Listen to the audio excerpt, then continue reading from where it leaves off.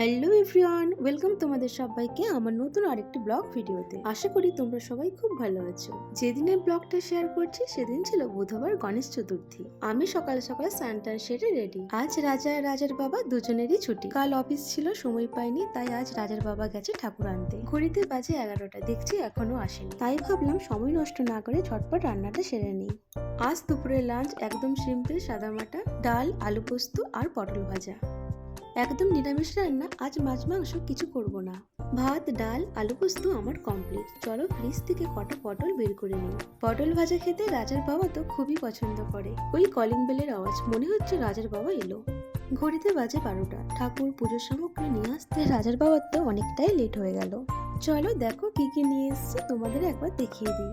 পুজোতে যা যা প্রয়োজনীয় জিনিসপত্র লাগে রাজার বাবা সবকিছুই সঙ্গে করে নিয়ে এসছে। এই গোলাপ ফুলের মালাটা নিয়ে এসছে, দেখো কি সুন্দর লাগছে। এই গোলাপ ফুলের মালাটা তুলসী পাতা দিয়ে গাঁথা হয়েছে। গণপতি বাপ্পাকে তুলসী পাতা অর্পণ করতে নেই। এই দেখো গণপতি বাপ্পা আমার কোলে, পেপার দিয়ে মোড়া আছে, একটু পরে তোমাদের দেখাবো। চলো তবে আর বেশি দেরি না করে পুজোর সমস্ত জোগাড় সেরে ফেলি। ওইদিকে রাজার বাবা তো স্নান সেরে পুজোর ড্রেস পরে পুজো করার জন্য রেডি হয়ে গেছে। এই আম পল্লবগুলো বাজার থেকে কিনে নিয়ে এসছে, আমি দড়ি দিয়ে বেঁধে দিয়েছি, রাজার বাবা এখন টাঙিয়ে দিচ্ছে।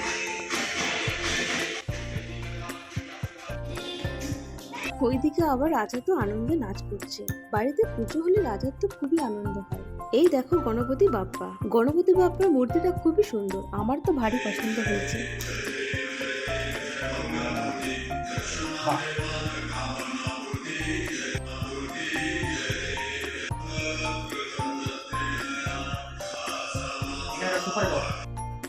আমি আলপনা আগেই দিয়ে রেখেছিলাম, রাজার বাবা এখন ঘট স্থাপন করছে।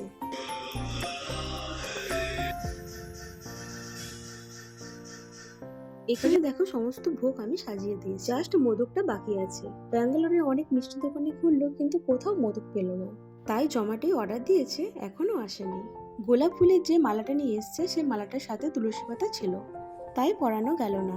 পুজো করার জন্য যে গাঁদা ফুল নিয়ে এসছে, আমি সেই গাঁদা ফুল দিয়ে এই মালাটা গেঁথে দিলাম। এই দেখো মোদকও চলে এসছে, আর গণপতি বাপ্পাকে ভোগও দিয়ে দিলাম। एते गन्धपुष्पे विघ्ननाशाय नमो नमः। एते गन्धपुष्पे ओम नमः सिद्धिदाता गंगाधीशाय नमो नमः। ओम एते गन्धपुष्पे शिवादि पंचदेवताभ्यो नमो नमः। एते गन्धपुष्पे मदको वंदस्तलम नमतागत विदारित विदरि सुन्दर सुरागरम वन्दे ईश्वरेश्वरासनं गणपतिं श्रीपदं सिद्धिपदं कामदं। পুজো প্রায় কমপ্লিট হয়ে এসছে, জাস্ট আরতি করাটা বাকি আছে। আরতি করার পর পুজো সেরে ঘড়িতে দেখলাম দুপুর 3টে। রাজাও এখনো দুপুরে লাঞ্চ করেনি, তাই আমরা প্রসাদ খাওয়ার পর চলে এলাম খাবার টেবিলে।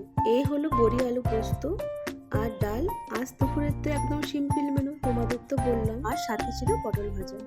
কলা গাছ, কলা পাতা গণেশ ঠাকুরের খুব প্রিয়। রাজার বাবাও দোকান থেকে এরকম কলা পাতা অনেকগুলোই কিনে নিয়ে এসছে, তাই ভাবলাম আজ দুপুরে সবাই মিলে কলা পাতায় লাঞ্চ করবো। কলা পাতায় খাবার খেতে কিন্তু খুব সুস্বাদু লাগে। এখানেই শেষ করলাম। কেমন লাগলো এই ছোট্ট ব্লগটা অবশ্যই জানাবে। সবাই খুব ভালো থেকো, টাটা।